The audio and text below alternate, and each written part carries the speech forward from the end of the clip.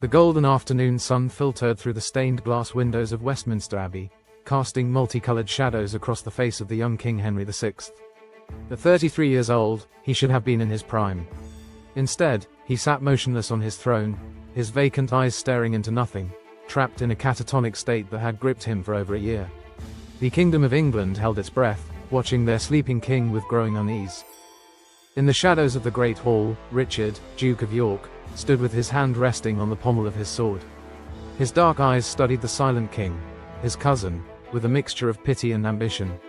The crown sat heavily on Henry's head, a weight the Duke believed he could bear better than this weak descendant of the Lancaster line.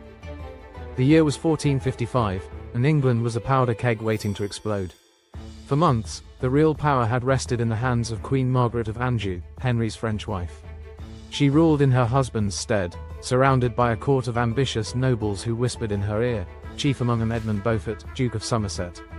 The Queen's growing influence had created a deep rift in the English nobility, splitting them between those who supported the king's party, the Lancastrians, who wore the red rose, and those who believed Richard of York should rule as protector of the realm, sporting the white rose of York.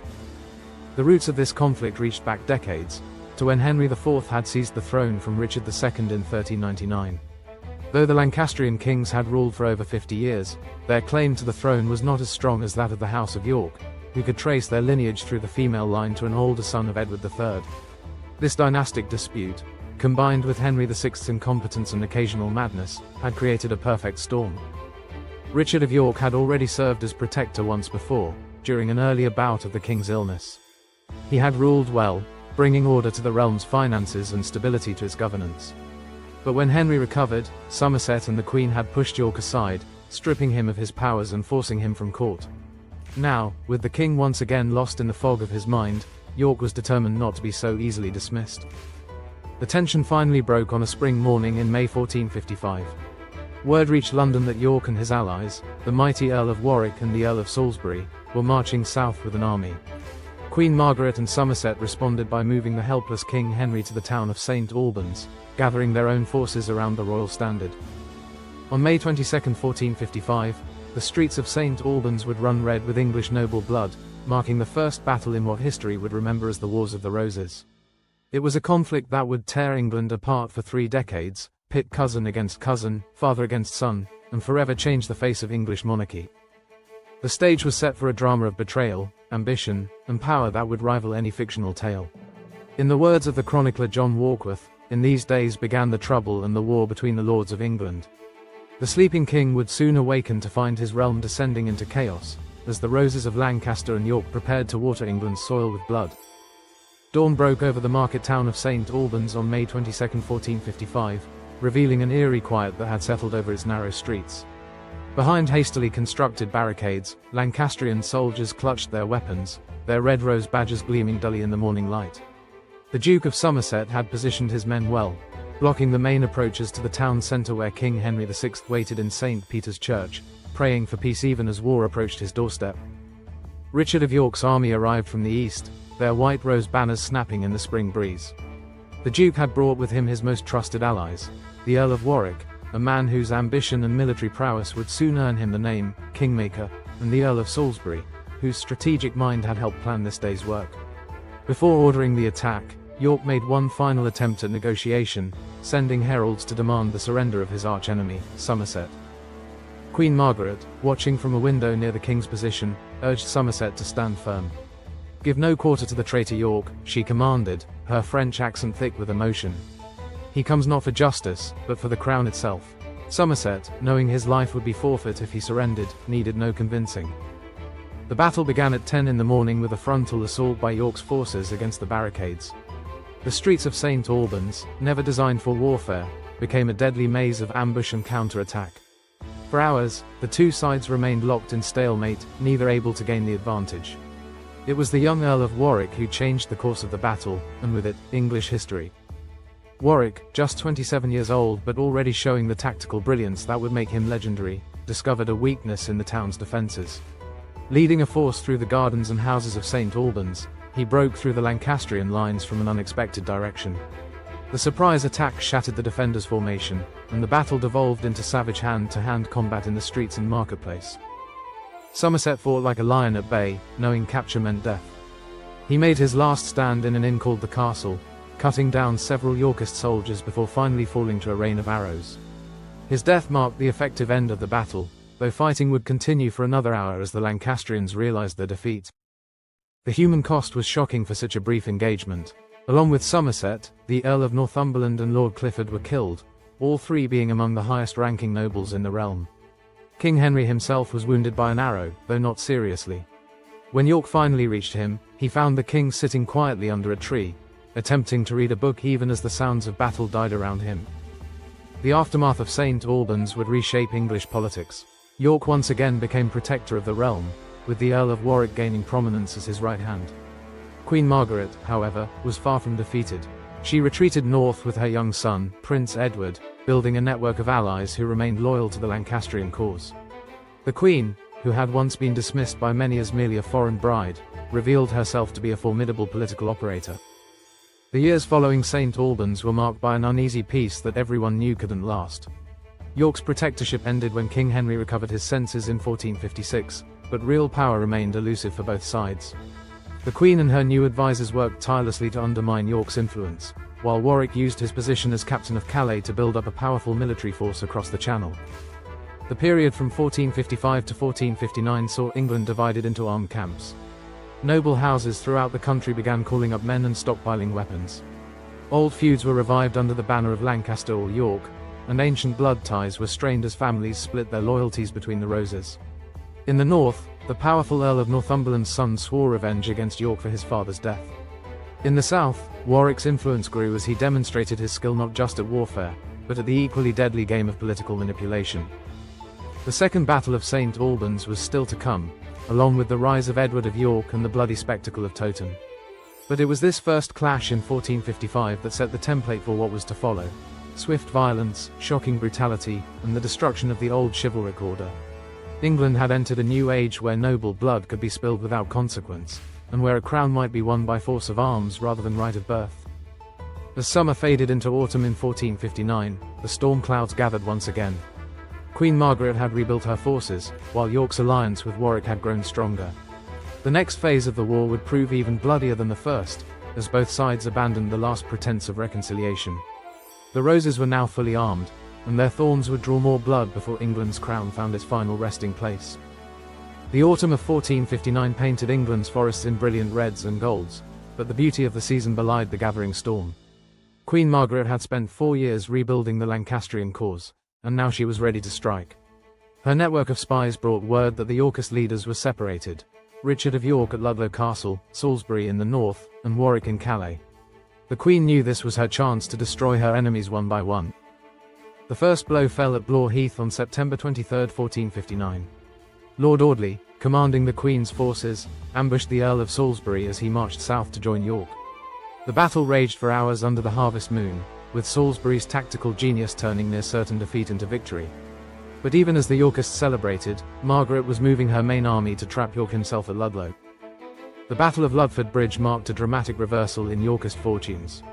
On October 12, facing overwhelming odds and betrayed by many of his own troops, Richard of York was forced to flee. In the dead of night, York and his second son Edmund rode hard for Ireland, while his eldest son Edward, Earl of March, escaped to Calais with Warwick. The 17-year-old Edward had already shown signs of the military genius that would soon make him legendary. Queen Margaret's triumph seemed complete. Parliament declared the Yorkist leaders traitors, their lands forfeit to the crown. Yet in their moment of victory, the Lancastrians made a crucial mistake. They began settling old scores, alienating neutral nobles with their harsh reprisals. Meanwhile, in Calais, Warwick was planning the most audacious comeback in English history. The summer of 1460 saw Warwick and the young Edward of March land at Sandwich with a small army. Support for their cause swelled rapidly as disaffected nobles rallied to their banner. The Yorkist army marched on London, where the city threw open its gates to welcome them. The Battle of Northampton in July proved decisive. The Lancastrian army was routed, and King Henry VI once again fell into Yorkist hands. Richard of York returned from Ireland in September, making a dramatic entrance into Parliament. Striding directly to the empty throne, he placed his hand upon it, claiming his right to the crown. The assembled lords were stunned. This was no longer about protectorship, but outright usurpation. After tense negotiations, a compromise was reached. Henry VI would remain king for life, but York and his heirs would inherit the throne instead of Henry's son, Prince Edward. Queen Margaret, who had fled to Scotland, was incandescent with rage when she heard the news. Her son's disinheritance was something she would never accept. Gathering an army of northern lords and Scottish mercenaries, she marched south in the winter of 1460. York rode out to meet her with a smaller force, leading to the disastrous Battle of Wakefield on December 30th. The battle proved to be York's last. Caught in a three-pronged attack, his army was crushed. The Duke himself fell fighting, and his 17-year-old son Edmund was executed on the field. The Lancastrians mounted York's head on York City's gates, mockingly crowned with paper. Beside it they placed the head of Salisbury, captured and executed after the battle. But if Margaret thought she had ended the Yorkist cause, she was gravely mistaken. Edward, Earl of March, now Duke of York, proved to be an even more formidable enemy than his father. At 18, he was tall, handsome, and charismatic, a natural leader who combined his father's political acumen with remarkable military skill. February 1461 saw Edward win two crucial victories. At Mortimer's Cross, he routed a Lancastrian army, claiming he saw three suns in the sky before the battle, a phenomenon known as a parhelion. The sight was taken as divine approval of the Yorkist cause. Meanwhile, Warwick was defeated by Queen Margaret at the Second Battle of St. Albans, losing custody of King Henry, but the Lancastrians' slow advance on London allowed Edward to reach the capital first. London welcomed Edward enthusiastically. With Warwick's support, he took a bold step. Rather than continuing the fiction of ruling in Henry's name, he accepted the crown offered by his supporters. On March 4, 1461, Edward IV was proclaimed king in London. But his crown would have to be defended on the battlefield. The decisive moment came at Towton on March 29, 1461. The largest and bloodiest battle ever fought on English soil began in a snowstorm on Palm Sunday. Some 50,000 men struggled for hours in brutal hand-to-hand combat, the snow turning red with blood. The fighting was so fierce that the River Cock ran red for days afterward. Finally, the Lancastrian line broke, turning into a rout. The death toll was staggering, perhaps 28,000 men fell that day, including many of the great nobles of England. Edward's victory at Towton established him firmly on the throne. At 19, he had achieved what his father had died attempting. Queen Margaret and the deposed Henry VI fled to Scotland, while Edward rode triumphantly into York, removing his father's head from the gates and giving it proper burial. But even as Edward IV consolidated his rule, new challenges were emerging. His brother George, Duke of Clarence, showed signs of jealousy and ambition. More significantly, Edward's relationship with his cousin and kingmaker, the Earl of Warwick, would soon be tested by the young king's choice of bride. The Wars of the Roses were far from over. They were merely entering a new phase, with new players and even higher stakes. The spring of 1461 found the newly crowned Edward IV riding through a kingdom that was more battlefield than realm. At 19, he cut an impressive figure. 6 feet 4 inches tall, handsome, and already proven in battle. The blood of Towton was barely dry, but Edward knew that winning the crown had been easier than keeping it would prove to be. The early years of Edward's reign showed great promise. He combined military prowess with political acumen, working to reconcile former enemies while maintaining a firm hand on power. The Earl of Warwick, his cousin and kingmaker, served as his chief advisor, wielding enormous influence at court. Together, they seemed an unstoppable partnership. Edward the warrior king, Warwick the diplomatic genius. But beneath the surface, tensions were growing. Warwick envisioned a foreign policy centered on an alliance with France, planning to seal it with Edward's marriage to a French princess. The king, however, had other ideas. In 1464, Edward stunned his council by announcing he had secretly married Elizabeth Woodville, a beautiful widow from a minor noble family with Lancastrian connections. The secret marriage was more than a romantic scandal, it was a political earthquake. Elizabeth's large family suddenly found themselves catapulted to power, receiving titles, lands, and advantageous marriages. The old nobility, particularly Warwick, watched with growing alarm as the Woodvilles accumulated influence at court. Elizabeth's brother Anthony became a close advisor to the king, while her sisters married into some of England's most powerful families. Warwick, the man who had put Edward on the throne, found himself increasingly sidelined. His carefully constructed French alliance lay in ruins, and his influence over the king he had made was waning. The final straw came when Edward rejected Warwick's foreign policy completely, pursuing an alliance with Burgundy instead of France. The kingmaker began to plot. In 1469, Warwick made his move, using Edward's own brother, George, Duke of Clarence, as his pawn. Clarence, jealous of the Woodvilles' influence and angry at being pushed down the line of succession by the birth of Edward's son, was easily convinced to join the rebellion. The plot was made even more extraordinary by Warwick marrying his daughter Isabel to Clarence, binding the conspirators together by marriage. The rebellion began with a series of coordinated uprisings across England. While Edward was distracted dealing with rebels in the north, Warwick and Clarence struck. At the Battle of Edgecote Moor in July 1469, Warwick's forces defeated the royal army. Edward was captured and imprisoned at Warwick Castle, while the Queen's father and brother were executed. But Warwick soon discovered that ruling England without Edward was impossible. The king had built a strong base of support among the merchants of London and the common people, who saw him as a force for stability. Reluctantly, Warwick was forced to release Edward, who showed surprising magnanimity in pardoning both his brother and his cousin. The reconciliation proved short-lived. In March 1470, another rebellion broke out, and this time Edward was better prepared. Warwick and Clarence were forced to flee to France, where they found an unlikely ally, Margaret of Anjou, their former bitter enemy. In a breathtaking reversal, Warwick reconciled with the Lancastrians, agreeing to restore Henry VI to the throne. To seal the alliance, Warwick's younger daughter Anne was betrothed to Margaret's son, Prince Edward. The speed of events caught Edward IV off guard. Warwick landed in England in September 1470, and his support quickly snowballed. Edward, betrayed by key allies, was forced to flee to Burgundy with his closest supporters, including his loyal brother Richard, Duke of Gloucester. For a brief period, Henry VI was restored to the throne in what became known as the Redemption. But Edward IV was far from finished. With support from his brother-in-law, Charles the Bold of Burgundy, he launched an invasion of England in March 1471. Landing in Yorkshire, Edward gathered support as he marched south. In a stunning display of political maneuvering, he convinced his brother Clarence to abandon Warwick and return to the Yorkist cause, significantly weakening the Lancastrian position. The final reckoning came at the Battle of Barnet on April 14, 1471. In a dense fog that caused chaos and confusion, the two armies clashed outside London. Warwick's forces initially had the upper hand, but a fatal mistake changed everything. In the fog, one Lancastrian division mistakenly attacked their own allies. As the Lancastrian line collapsed, the Kingmaker made his last stand. Warwick was killed trying to reach his horse, his body stripped of armor and displayed naked at St. Paul's Cathedral so none could claim he had escaped. 3 weeks later, Edward won another decisive victory at Tewkesbury, where Prince Edward of Lancaster was killed in battle or executed shortly afterward. Queen Margaret was captured, and within days, Henry VI died in the Tower of London, almost certainly on Edward's orders. The Lancastrian cause appeared extinct. Edward IV's restoration marked the beginning of a new phase in his reign. The king had learned harsh lessons about trust and power. His brother Richard, Duke of Gloucester, was rewarded for his loyalty with lands and offices in the north, where he would build a powerful base of support. Clarence, despite his return to the fold, was never fully trusted again. The Woodvilles remained influential, though perhaps more careful in exercising their power. For the next 12 years, Edward IV ruled England with a firm hand, bringing a period of peace and prosperity. The kingdom began to heal from decades of civil war, and Edward's court became known for its splendor and sophistication.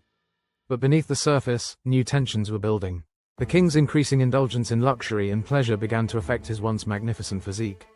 More worryingly, the rivalry between his brothers Clarence and Gloucester, and the continuing influence of the Woodvilles, created factions that would explode into violence after his death. The peace Edward IV brought to England would prove to be merely an interlude in the Wars of the Roses. The final act of this grand drama would begin with his unexpected death in 1483, unleashing a chain of events that would bring both the Yorkist cause and the Plantagenet dynasty to their dramatic end. On April 9, 1483, Edward IV lay dying in Westminster Palace. At 40, the once mighty warrior king had become corpulent from years of revelry, though his political acumen remained sharp until the end. As death approached, his thoughts turned to his heir, the 12-year-old Edward, Prince of Wales.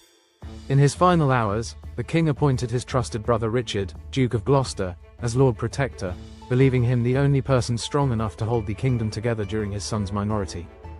Edward IV's death unleashed a power struggle more dramatic than anything that had come before. The key players assembled like pieces on a chessboard. Richard of Gloucester in the north, the young Edward V and his Woodville relatives in Ludlow, and the Queen's family in London. The first move came from Elizabeth Woodville, who attempted to rush her son's coronation before Richard could intervene.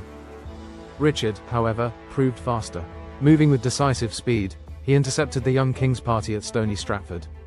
In a coup that stunned contemporaries, he arrested Edward V's Woodville escorts, including the boy's uncle Earl Rivers and half-brother Richard Grey. The young king was taken to London under his uncle's protection, while Elizabeth Woodville fled to sanctuary in Westminster Abbey with her younger son, Richard of York. What happened next remains one of history's great mysteries. Initially, Richard appeared to be preparing for his nephew's coronation, but suddenly everything changed. A priest named Ralph Shah preached a sermon claiming that Edward IV's marriage to Elizabeth Woodville had been invalid due to a pre-contract of marriage with another woman. This would make all their children illegitimate. Furthermore, whispers began circulating that Edward IV himself had been illegitimate, and only Richard carried true Plantagenet blood. On June 26, 1483, at London's Guildhall, Richard accepted the crown offered by his supporters. The two princes, Edward V and his younger brother Richard, were last seen playing in the gardens of the Tower of London, which was then a royal residence as well as a fortress. Their fate has remained one of history's most enduring mysteries, though most contemporary observers believed Richard had them killed to secure his throne. Richard III's coronation on July 6, 1483, was a magnificent spectacle, but it couldn't mask the growing opposition to his rule. The disappearance of the princes horrified many who had initially supported him. In the south and west, plans for rebellion began to take shape. The conspirators looked to an unlikely savior, Henry Tudor, Earl of Richmond, who lived in exile in Brittany. Tudor's claim to the throne was tenuous at best, coming through his mother Margaret Beaufort's descent from John of Gaunt. However, he had one crucial advantage.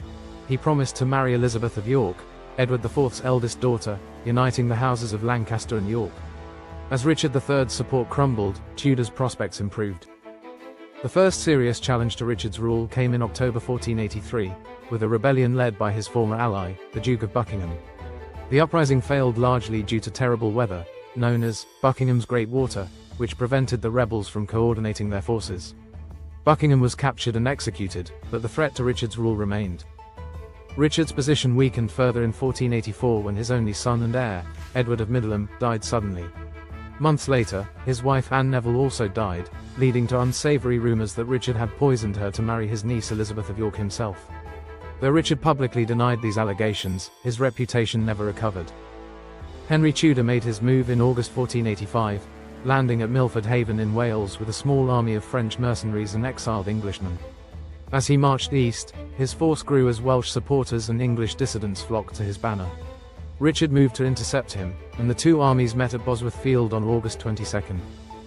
The Battle of Bosworth Field marked the last great clash of the Wars of the Roses. Richard III led his army personally, resplendent in his crown and armor. The fighting was fierce but brief.